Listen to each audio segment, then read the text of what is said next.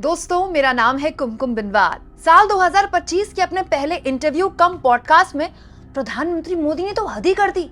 मतलब कोई अपनी बात से ऐसे कैसे पलट सकता है दोस्तों। लोकसभा चुनाव में मोदी जी ने अपने आप को भगवान का अवतार घोषित किया था कि नहीं कहा था। खुद ही कहा था ना कि मैं नॉन बायोलॉजिकल हूँ, मुझे डायरेक्ट भगवान से आदेश मिलते हैं और मैं अलग मिट्टी का बना हूँ। लेकिन 4 जून के नतीजों ने मोदी जी को अंदर तक ऐसे हिलाया है, ऐसा झकझोरा है, जो कि अच्छी बात है। मोदी जी एकदम डाउन टू अर्थ हो गए हैं। मोदी जी एकदम सच्चाई बोलने लगे हैं। दोस्तों, सोशल मीडिया में प्रधानमंत्री मोदी के एक पॉडकास्ट यानी कि इंटरव्यू का धूम मची हुई है। धूम क्या मची हुई है, अच्छा खासा मजाक बना हुआ है। मैं तो ये सोच रही हूँ कि अभी ये इंटरव्यू है भी नहीं, इंटरव्यू का केवल ट्रेलर आया है, इंटरव्यू अभी आना बाकी है।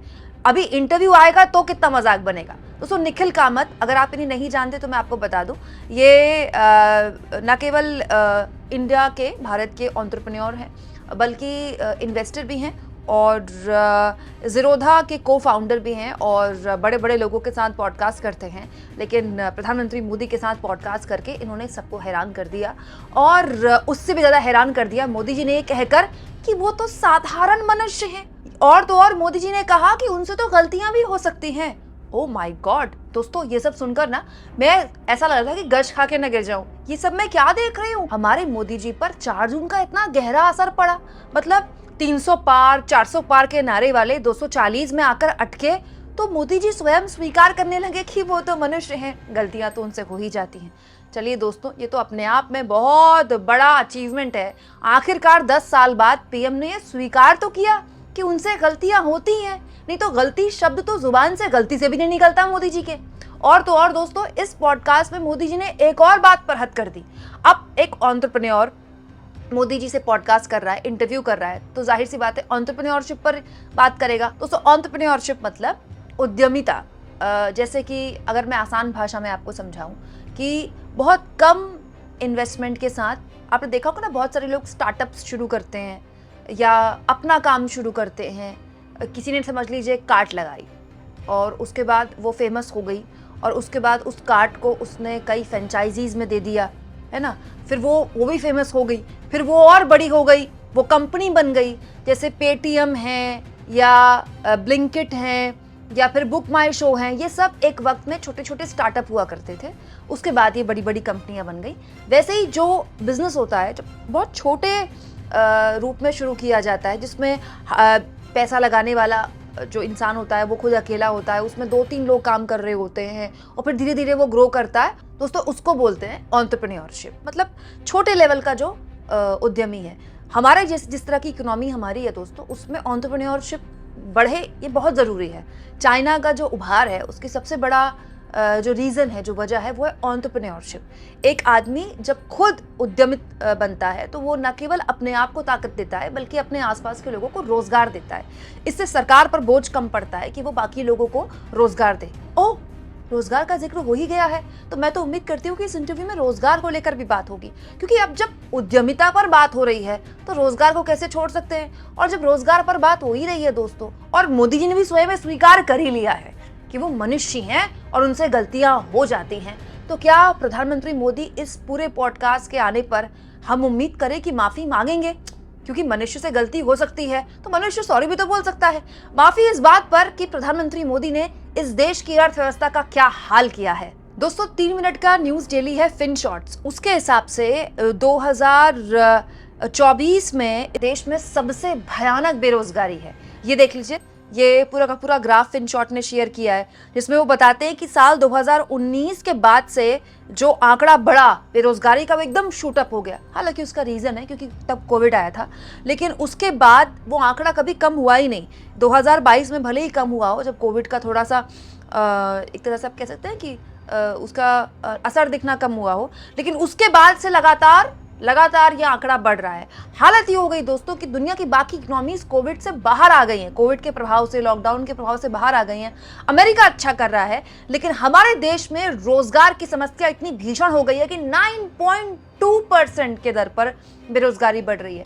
9.2 इज ह्यूज, बहुत बड़ी है दोस्तों फिनशॉट का आंकड़ा बताता है कि हर 11वें आदमी में से एक आदमी इस देश में बेरोजगार है। हालत ये हो गई है दोस्तों कि अब तो बेरोजगारों ने नौकरी ढूंढनी भी बंद कर दी है और इकोनॉमी की हालत भी अच्छी नहीं है। इस सरकार की नाकामी है कि इस सरकार ने खुद स्वीकार किया, ये आंकड़ा भी मैं अभी आपको 2-3 दिन का पहले का बता रही हूँ। इस सरकार ने खुद स्वीकार किया है कि 2025 में भी जो इकोनॉमी है उसमें सुस्ती के संकेत दिखेंगे और 6.4% से ही इकोनॉमी बढ़ेगी। मतलब सरकार ने अपना अनुमान घटा दिया है। अब मोदी जी बताते हैं 5 ट्रिलियन इकोनॉमी का दावा, मोदी जी कहते हैं तीसरी सबसे बड़ी इकोनॉमी बना देंगे। 6.4 की दर से, इतनी सुस्ती से अगर इकोनॉमी बढ़ेगी तो कैसे बढ़ेगी इकोनॉमी, कैसे 5 ट्रिलियन इकोनॉमी बनेगी या तीसरी सबसे बड़ी इकोनॉमी बनेगी। मतलब दोनों ही बातों में इतना बड़ा विरोधाभास है। मैं तो ये मानती हूँ कि मोदी जी ने स्वीकार कर ही लिया है कि उनसे गलतियां हो सकती है, वो मनुष्य हैं, तो सॉरी भी बोलते देश को कि देश की अर्थव्यवस्था का क्या बंटाधार किया है मोदी इकोनॉमिक्स ने। और तो और दोस्तों, हंसी तो मुझे तब आई जब मोदी जी से निखिल कामत ने पूछा कि युवाओं को पॉलिटिशियन बनने के लिए क्या खास टैलेंट की ज़रूरत है। मैं तो हैरान थी, मोदी जी जवाब में क्यों नहीं बता रहे हैं कि सबसे बड़ा टैलेंट तो होना चाहिए कि उसे झूठ बोलना आना चाहिए, ठीक है, दूसरा उसको गालीबाज होना चाहिए, और तीसरा और सबसे इंपॉर्टेंट टैलेंट महिलाओं के शरीर के अंगों पर गंदी गंदी बातें कहनी चाहिए, और सबसे इंपॉर्टेंट जिसके बिना तो देश में राजनीति आप कर ही नहीं सकते अगर आपको पॉलिटिशियन बनना है, हिंदू मुसलमान करना चाहिए। स्वयं प्रधानमंत्री तो इसमें एक्सपर्ट है। और दोस्तों, आखिरी सवाल सुनकर तो ऐसा लग रहा था मैं गश खा के गिर जाऊंगी। मोदी जी से निखिल कामत ने पूछा कि पूरी दुनिया वॉर की तरफ बढ़ रही है और मोदी जी ने कहा कि वो पीस की तरफ है। देखिए, बात तो ठीक है, भारत हमेशा पीस की तरफ रहा है, भारत ने कभी किसी देश में वॉर का समर्थन नहीं किया। लेकिन मोदी जी से ये सवाल ही गलत है। भाई, हमारे मोदी जी तो वॉर रुकवा रहे हैं। 2024 के लोकसभा चुनाव के जब तैयारी हो रही थी तब से मोदी जी के समर्थक कह रहे हैं कि मोदी जी ने वॉर रुकवा दी। जो शख्स, जो नेता, जो विश्वगुरु लेवल का इतना बड़ा राष्ट्राध्यक्ष वॉर रुकवा रहा है, उससे ये पूछा जा रहा है कि पूरी दुनिया वॉर की तरफ जा रही है, तो आपका इस पर क्या टेक है। सवाल ही गलत है ना दोस्तों। इस पॉडकास्ट को देखकर वैसे तो बहुत सारे लोगों को बुरा लग रहा होगा, जैसे रणवीर इलाहाबादिया है। दोस्तों, रणवीर को देश के बड़े पॉडकास्टर्स में से एक माना जाता है और लोकसभा चुनाव से पहले बाकायदा मोदी जी ने उनको अवार्ड वगैरह दिया था। तब भी उन्होंने कहा था कि मेरी दिली ख्वाहिश है कि मैं आपके साथ इंटरव्यू करूं। तब मोदी जी ने मजाक में उस बात को टाल दिया था, लेकिन सीधे मोदी जी ने निखिल कामत को इंटरव्यू दे दिया। रणवीर ने कोई कमी नहीं छोड़ी मोदी जी की जी हजूरी करने में। मोदी जी के आधे मंत्रियों को बिठा दिया अपने पॉडकास्ट में, लेकिन उनको पॉडकास्ट नहीं दिया। और तो और सोचिए दोस्तों, अक्षय कुमार के दिल पर क्या छुरियां चल रही होंगी। कोई कमी छोड़ी अक्षय कुमार ने। आप आम कैसे खाते हैं? काट करके चूस कर।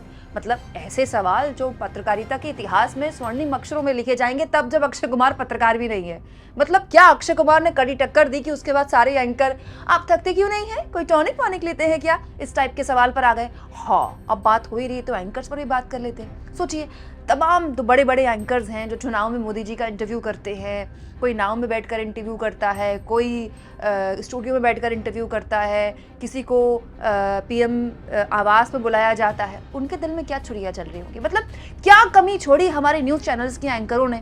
मतलब कहने वाले तो ये भी कहते हैं कि मोदी जी का इंटरव्यू करने के लिए कैमरा भी अलाउ नहीं है, आपका कैमरा पर्सन भी अलाउ नहीं है, पूरा इंटरव्यू भी पीएम की टीम शूट करती है, उसको एडिट करके भी पीएम की टीम शूट देती है, और तो और कब कौन सा हेडलाइन चलनी है और कौन सा प्रोमो चलना है इंटरव्यू में वो तक पीएम की टीम शूट करके बाकायदा चैनल को देती है। फिर भी चैनल वालों ने वो चलाया कि मोदी जी का इंटरव्यू है, लेकिन चैनल वालों को इंटरव्यू नहीं दिया, निखिल कामत को इंटरव्यू दिया।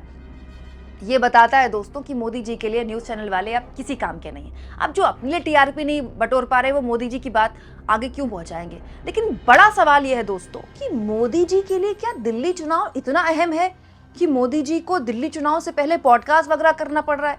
इंटरव्यू तो मोदी जी करते हैं, लेकिन लोकसभा चुनाव के दौरान करते हैं।